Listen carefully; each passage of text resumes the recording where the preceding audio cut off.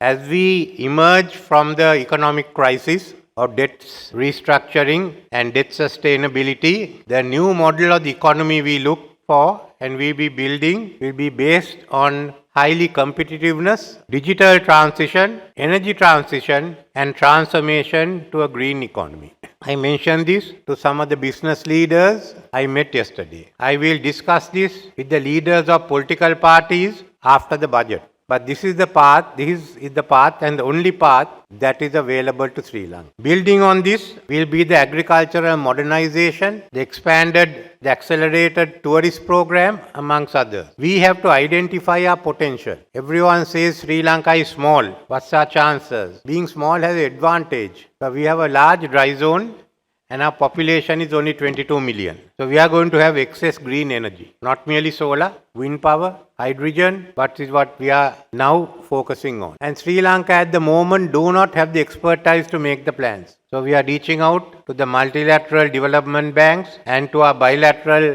partners to get that expertise to put together a new plan. We are in our transition to the green economy. I already presented the climate prosperity plan last year, and this year at COP28 we will bring the net zero plan. In keeping with the Secretary General's request and call to accelerate the implementation of the plans, we are looking at seeing whether we can reach net zero by 2040. It is not impossible. It can be done.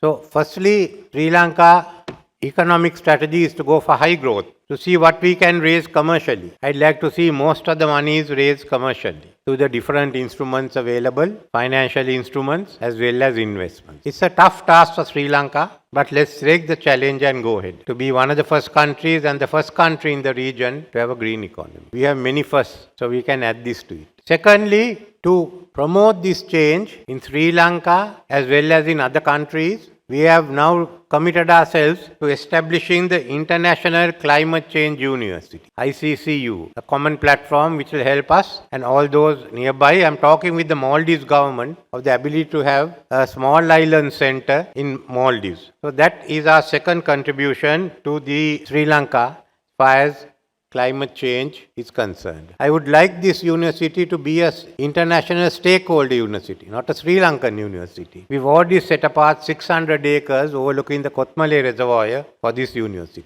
Valerie Hickey, the Global Director for Environment at the World Bank, was among those present for the event.